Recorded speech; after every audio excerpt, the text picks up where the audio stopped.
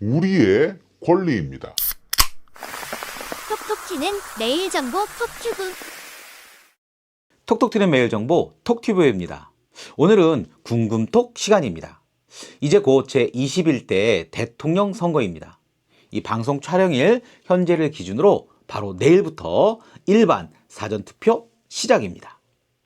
저희 톡튜브에서 사전투표에 대한 이런저런 궁금증과 기본 정보에 대해 빠르게 알려드리도록 하겠습니다. 좀 특별하게 사전투표와 관련한 Q&A 형태로 진행을 해보겠습니다. 사전투표는 이 본투표일에 투표가 어려운 유권자가 미리 투표할 수 있도록 마련한 제도입니다.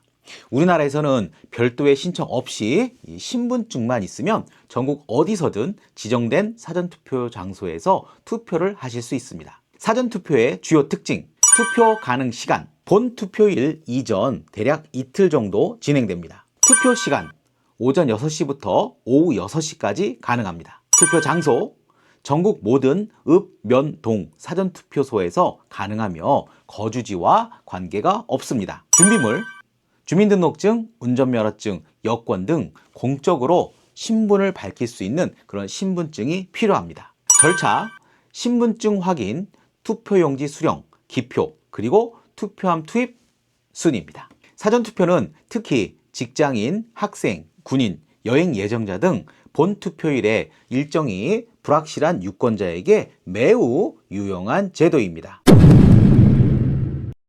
사전투표는 여러 유형으로 나뉘며 유권자의 상황에 따라 적절한 방식으로 진행됩니다. 사전투표의 주요 종류, 관내 사전투표, 본인의 주민등록증 주소지 내에서 이 투표하는 방식입니다. 투표 후 즉시 해당 지역의 투표함에 보관됩니다. 관외 사전투표, 주민등록 주소지와 다른 지역에서 투표하는 방식입니다. 투표 후 봉투에 넣어 역시 해당 지역 선거관리위원회로 전달됩니다. 제외 사전투표, 해외 거주 유권자를 위한 투표 방식입니다. 대한민국 대사관 및 영사관에서 진행됩니다. 선상투표, 선박에서 근무하거나 장기간 항해 중인 유권자를 위한 방식입니다. 지정된 기간 동안 온라인 또는 우편으로 투표할 수 있습니다.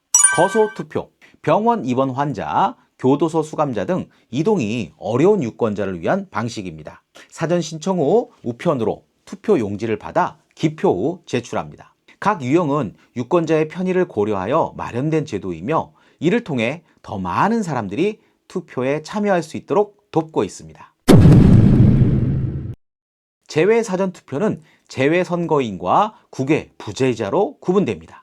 제외 선거인 사전투표, 신청 대상은 주민등록 말소자를 포함하여 주민등록이 되어 있지 않은 국민이 대상이며 신청은 4월 4일부터 4월 25일까지였으며 투표 기간은 5월 20일부터 5월 25일까지로 제외 관 등에 설치된 제외 투표소에서 완료됐습니다. 국외 부재자 사전투표, 국외 부재자의 경우는 신청이 아닌 신고를 통해 실시합니다. 대상 자체가 주민등록이 되어 있는 사람으로서 외국에서 투표를 하고자 하는 사람들이기 때문입니다. 신고는 4월 4일부터 4월 25일까지였으며 투표 기간은 역시 5월 20일부터 5월 25일까지로 제외 관 등에 설치된 제외 투표소에서 완료됐습니다. 제외 사전투표 절차, 신분증 제시 및 본인 확인, 투표용지와 회송용 봉투를 수령, 기표소에 비치된 용구로 기표, 그리고 회송봉투에 넣어 봉합, 투표함에 회송봉투를 넣고 퇴장,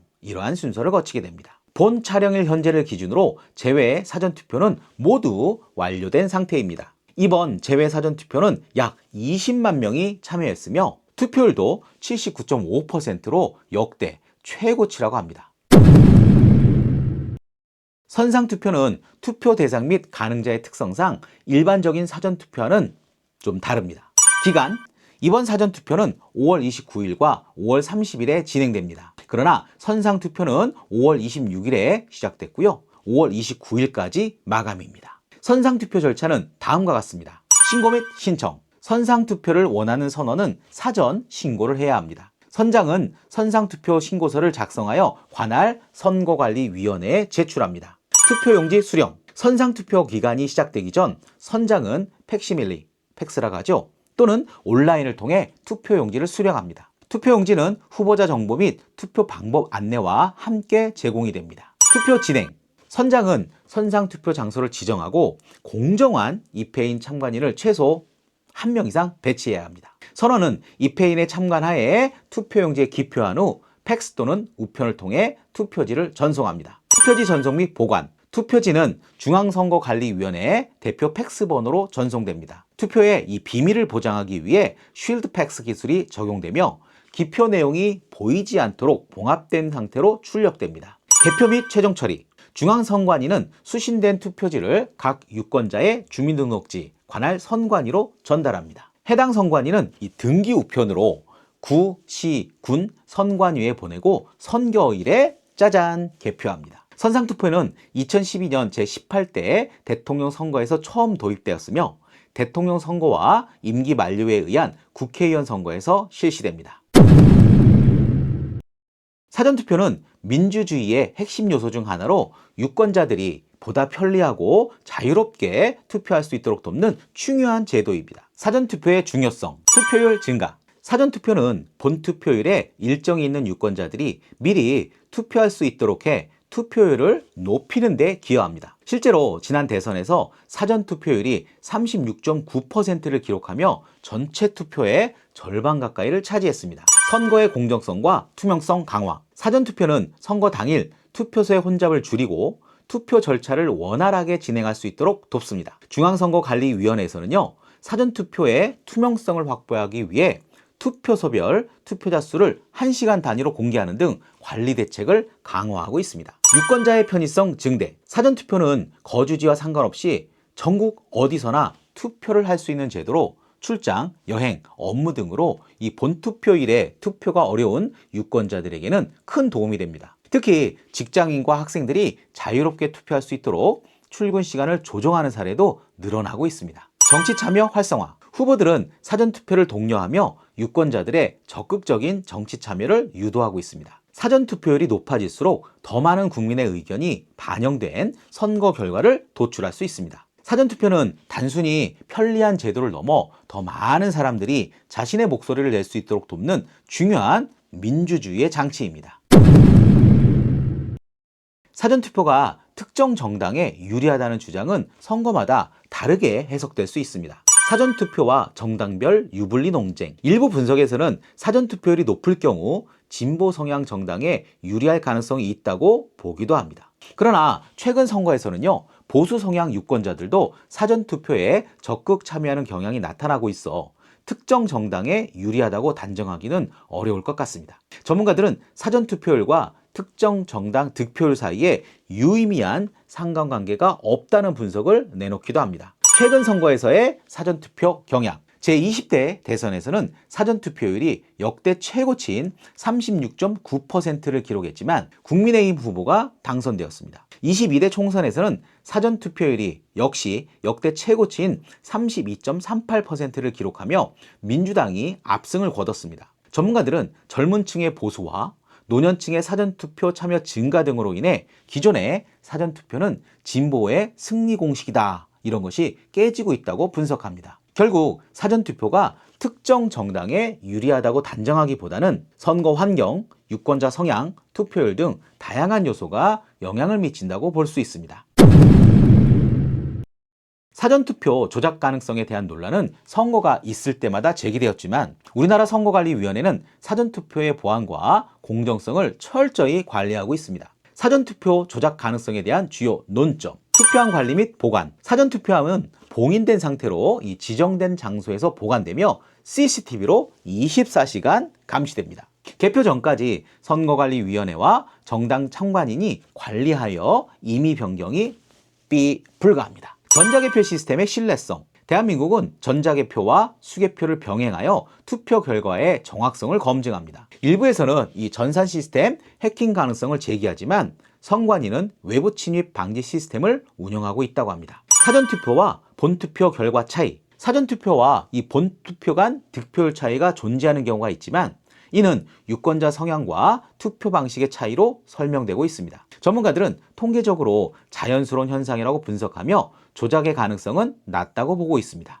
국제적 사례 비교. 독일, 프랑스 등 일부 국가에서는 이 수개표를 강화하여 신뢰도를 높이고 있으며 우리나라도 투명성을 확보하기 위한 각종 제도 개선을 지속하고 있습니다. 결론. 현재까지 대한민국의 사전투표에서 조작이 있었다는 명확한 증거는 발견되지 않았으며 선거관리위원회는 보안 강화를 통해 투표의 공정성을 유지하고 있습니다.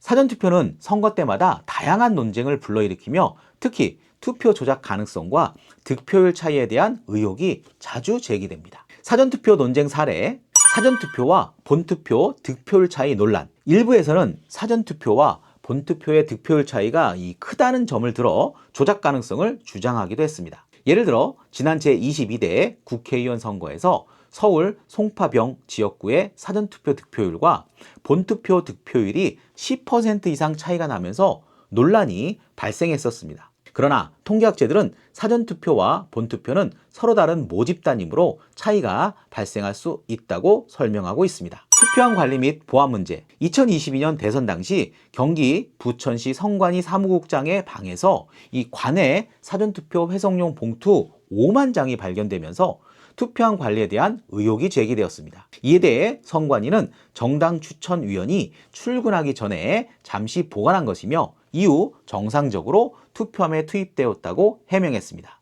선거인 명부 조작 가능성 논란. 2024년 국정원과 한국인터넷진흥원이 선관위에 통합선거인명부 시스템 보안 점검을 실시한 결과 일부 해킹 가능성이 발견되었다는 발표가 있었습니다. 그러나 선관위는 보안 컨설팅을 위해 일부러 해커 침입 탐지 차단 시스템을 해제한 상태에서 테스트한 것이라며 실제 선거에서는 조작이 불가능하다고 반박했습니다. 결론. 사전투표에 대한 논쟁은 지속적으로 제기되지만 선거관리위원회는 투표의 공정성과 보안을 강화하기 위한 조치를 지속적으로 시행하고 있다고 밝혔습니다. 자, 그럼 슬슬 마무리를 해볼까요? 오늘은 제21대 대통령 선거 사전투표와 관련된 내용을 빠른 Q&A 형태로 알아보았습니다. 투표는 소중한 우리의 권리입니다. 여러분 꼭 투표하세요. 톡톡 튀는 매일 정보 톡튜브. 톡튜브는 매일 여러분들을 찾아갑니다. 구독과 좋아요를 꼭 눌러주세요.